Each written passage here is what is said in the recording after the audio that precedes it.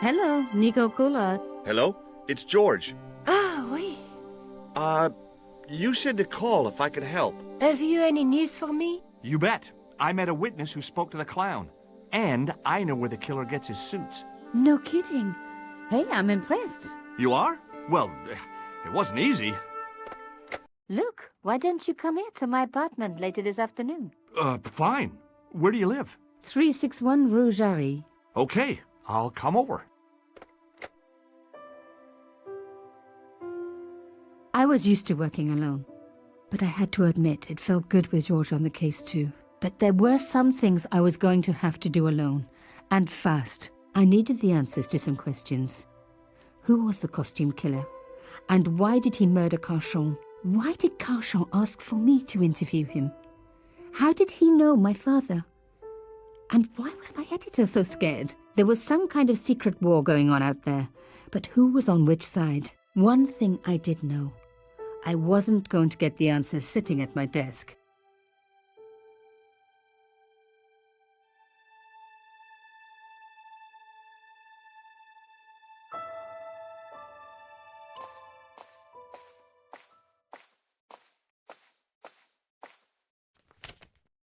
It was a photograph of my father, the first one I ever took, with the first camera he ever bought me.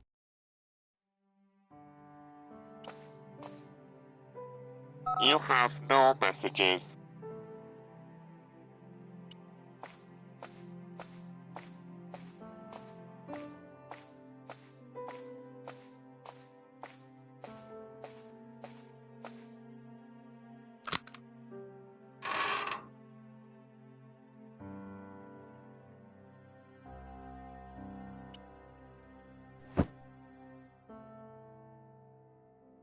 The box was carved by my father.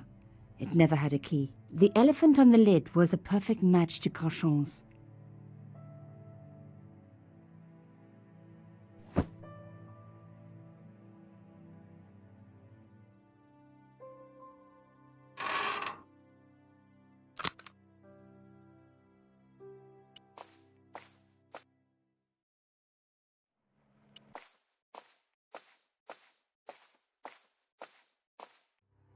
Mademoiselle Collard. Oh, hello there. Don't tell me. I'm going to meet a tall, dark man. No, I don't think so. Why would you say that? Oh, just a wild guess. Anyway, your cousin's female and very pretty. What? Your cousin from Marseille. How could you forget her so soon? She was only in your apartment yesterday. Ah, really? Such a charming young girl. Isn't she? And in my apartment, you say? She let herself in, of course. She's got a key. Suddenly, everything made sense. My apartment had been bugged. That was how Plantard knew all about my article. How did I know? Because the only cousin I have is a sweet little guy called Jean-Marc, who runs a patisserie in Le Touquet. These people were determined, which meant they were also very dangerous. I suppose she'd forgotten which apartment was mine. Oh, Miss Collard, you're a mind reader. That's just what she said. Oh, I bet it was. Well, I'd better be going. See what my sweet cousin's been getting up to. Au revoir, mademoiselle.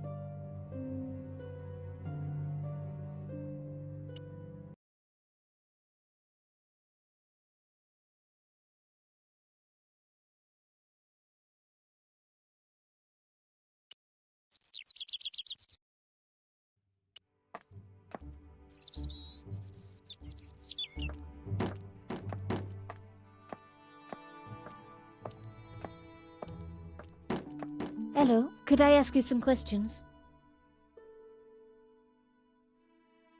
That depends. Are you a cop?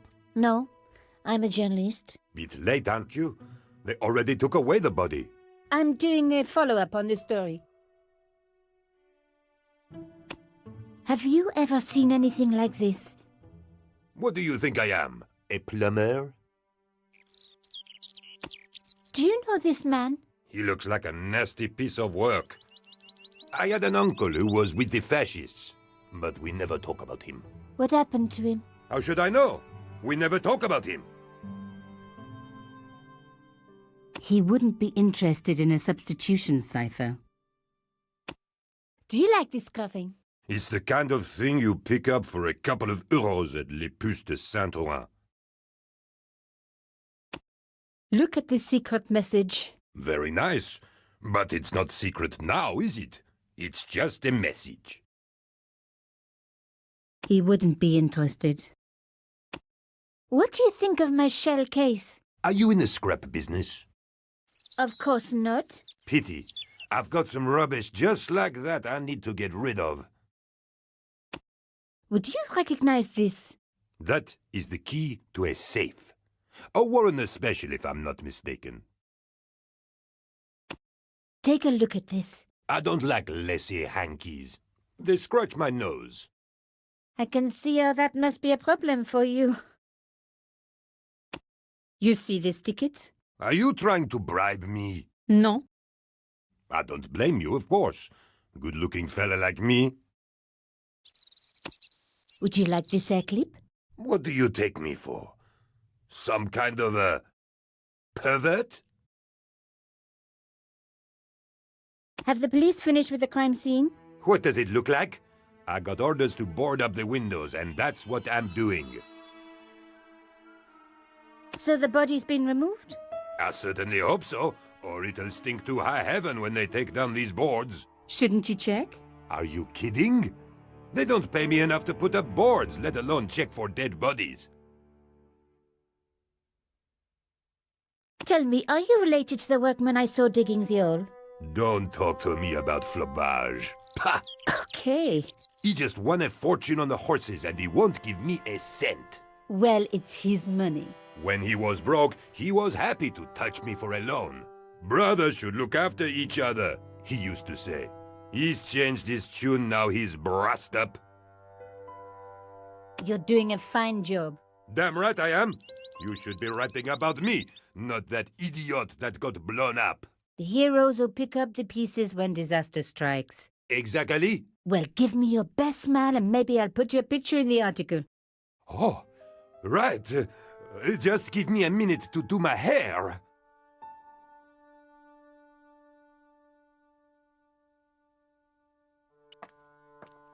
The police had removed the body, but nothing else looked disturbed.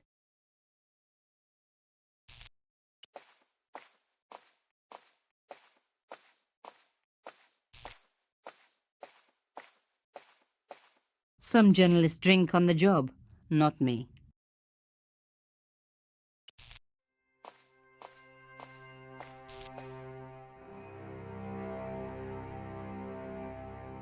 A panel had been blown away, revealing a gap. From this angle, I could see that something had been lodged in the gap behind the pipes.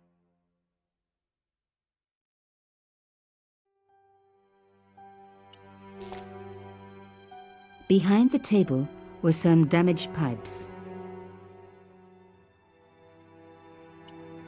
Voila! The police and forensic teams had missed a vital piece of evidence. Some kind of pouch. On the pouch was the cross symbol of Carchon's organization. I was on the right track.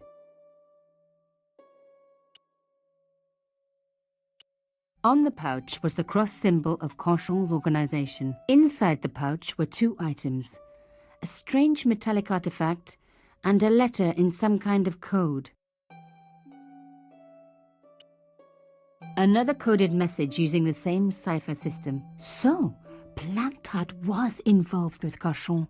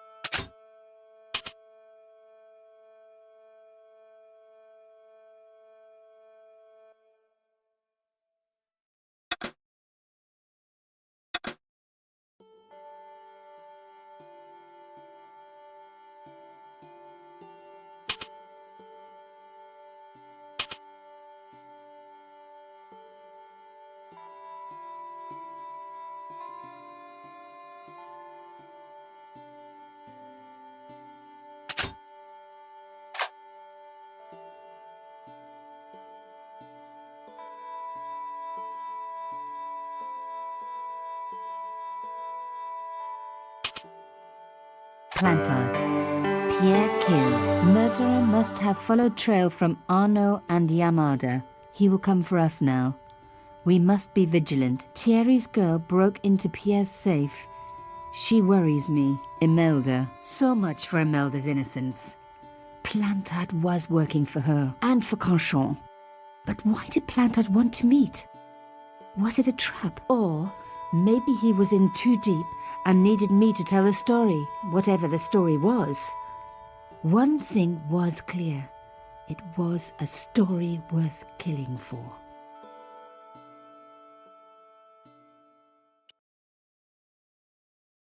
There was nothing of interest beyond some bloody debris.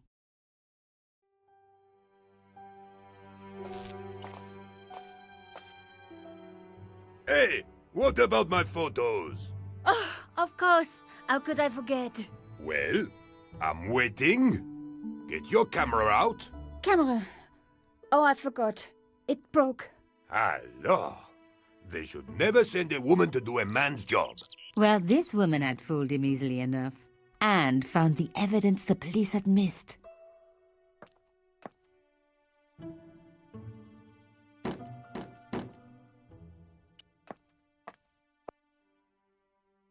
I needed to take a closer look at the objects I'd found in Plantard's pouch.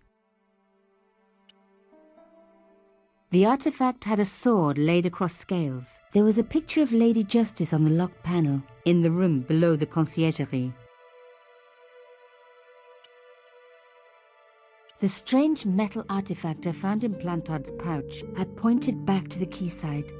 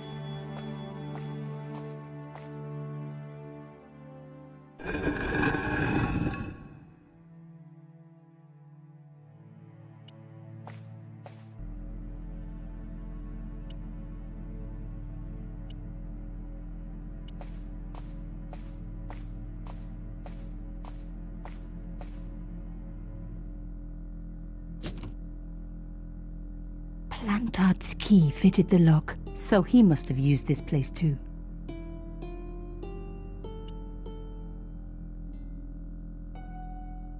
The folders were empty. Someone had removed anything that they thought could be incriminating.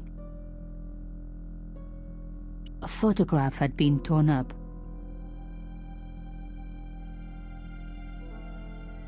If I could just arrange the pieces.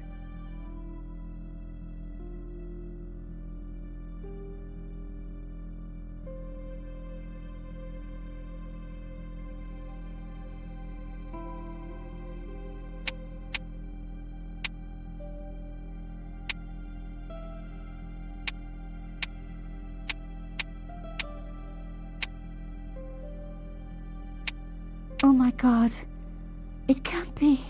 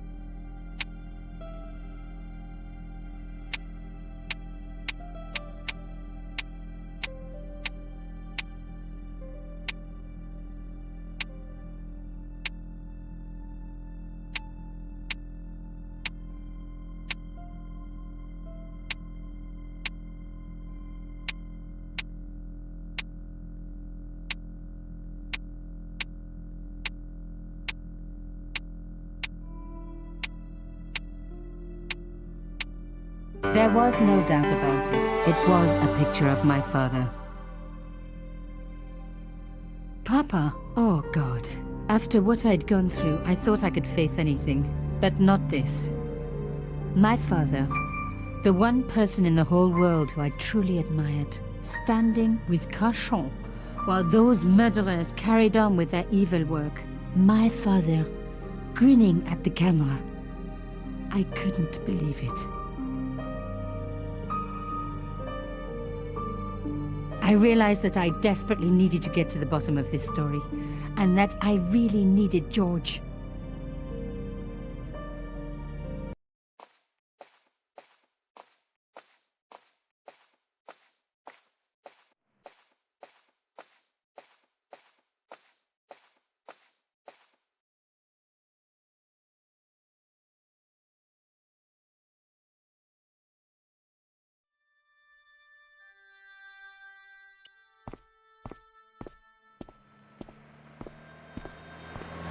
Oh, hi.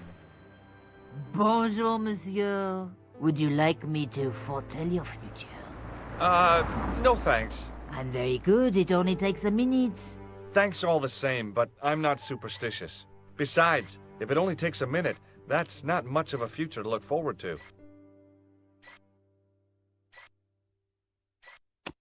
What can you tell me about this material? It's a very expensive piece of cloth, monsieur. What can you tell me about this tissue? Nothing. Do you recognize this nose? No, monsieur. What do you make of this tool? Is it something a dentist would use? No, it's for raising manhole covers. Formidable. I've changed my mind. Will you tell my fortune? You're going on a long journey. My, oh my. What a surprise. Can you tell me anything I don't already know?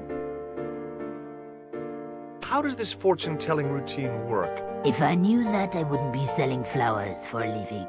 Haven't you ever wondered why you were blessed with the gift? Well, it's a bit like satellite television, I suppose. Some of us are born with a built-in receiver dish. I just happen to be one of the lucky ones. Can you really foretell the future? Only time will tell, monsieur. The strange thing is, I can't seem to see myself in the future. Other people, I have no problem. But when I try to see what might happen to me, nothing. That must be scary. Maybe.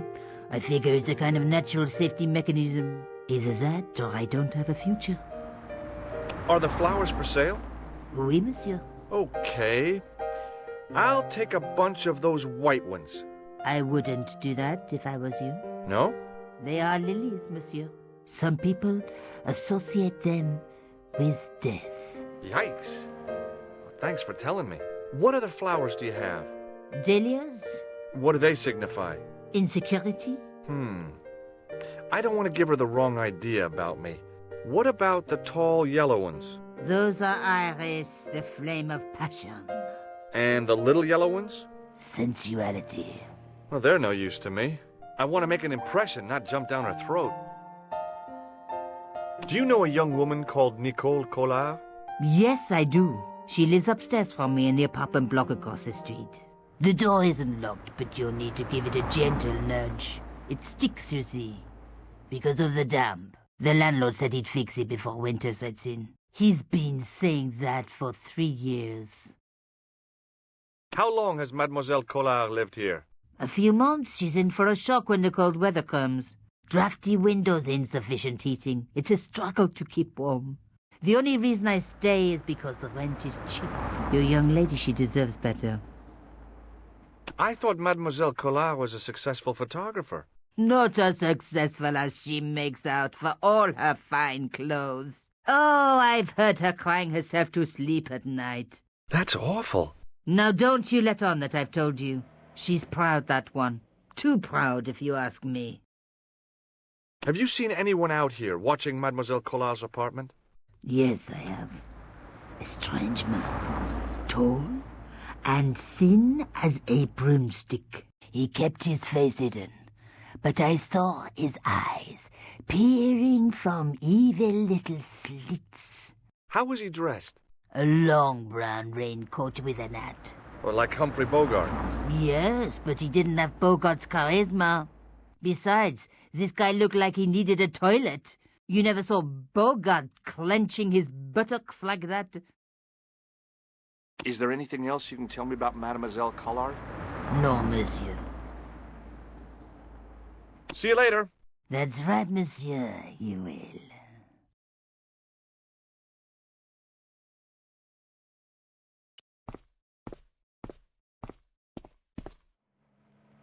Remembering the flower seller's advice, I pushed the door gently just above the lock.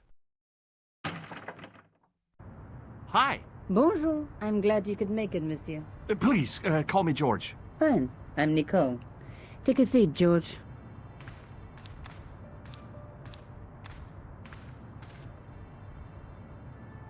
Eh bien? And what have you been up to? I've been exploring the sewers underneath the cafe. I thought I could smell something bad. The clown used the sewer to escape and to change out of his costume. I guess he was in a hurry. He left his jacket behind. And? I got his tailor's phone number. You had better luck than I did. Luck, she said. Luck. Hard work, I'd call it. What happened? My editor told me to drop this story. Can you believe it? But you're not going to do that. Oh, no. I'm going to find out what's behind these killings. It just doesn't add up. It almost feels like some sort of conspiracy. The police in 3 different countries have kept very quiet about the murders. The press don't connect them at all. They blame them on political, religious, or militant minority extremists. Well, that covers just about everyone. I found a piece of material near the cafe. When I showed it to the concierge, he recognized it right away. It's very distinctive, all right. Just wait until you see this. I developed the film I shot at the cafe. Here, George. It's an enlargement I made. Look what that guy's wearing. Checkered pants. The same material as I found in the sewer. That's right. This guy shouldn't be difficult to find. Oh, no? Take a close look at his right cheek. A scar in the shape of a horseshoe. Or a crescent moon.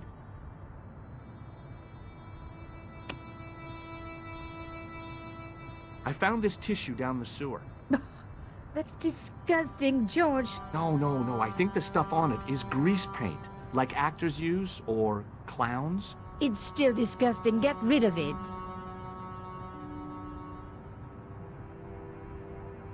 I found this false nose in the sewer. Hey, what's this inside it? The contents of someone's nose? Don't be cross, George. It says La Risée du Monde. Masks and costumes. It's a costume shop near the Gare Saint-Lazare. I'll check it out. Maybe the owner remembers who hired the clown costume.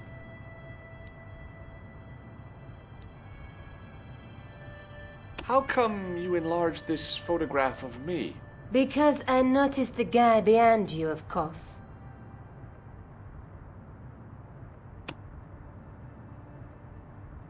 This is the tool I used to get into the sewers. Fascinating, George. You're not interested, are you? Oh, of course I am. I think it was very brave of you to go down those sewers. Yeah? Well, it was kind of scary, but, well, I had a job to do. Tell me more about yourself. There's nothing much to tell. Well, how'd you get into photography? I guess I owe that to my father. He bought me my first camera. I was 8, and my parents had just split up. Did you live with your father? Yes. My mother went off with her new boyfriend. I didn't mind. Papa was all I needed. 4 years later, he died in a plane crash. Oh, I'm sorry. It's all right. I don't mind talking about him. He was more like an older brother, really. Always joking and laughing. Papa always wanted me to study art. That's why I went to college. Did you learn about photography at college? God, no. I couldn't afford the materials. We were billed for everything we used. Paint, canvas, paper. Most of my year turned to minimalism. It was cheaper. I used to go poaching in the park for squirrel hair. The only time I wasn't hungry was the term I did printing. I used to eat the potatoes. You're making fun of me, aren't you? Oh, no. Tell me more about the clown's previous victims. The first was Arnaud Bellotta. the millionaire pharmaceutical baron. He made his money from amphetamines in the post-war slimming and diet boom. Imagine it, millions of housewives literally speeding their butts off. The only witness in the case was his Filipino au pair. She swears he was lured to his death by a snowman. What about the clown's second victim? Yamada, the controversial Japanese politician. He inherited his fortune from his father's electrochemical consortium. How did he die? At the hands, or should I say flippers, of a giant emperor penguin. A snowman, a penguin, and now a clown. I had been about to add mime to the list, but stopped myself. I really didn't want to have to explain to George about my father's involvement with Carchon. You know, I hate to admit it, but this is scary. And I'll tell you this, I will not be accepting any invitations to costume parties. I don't blame you for being scared. I am too. But this story could be my only chance for a big break. Or an early death. I have to go. Okay, I'll see you later.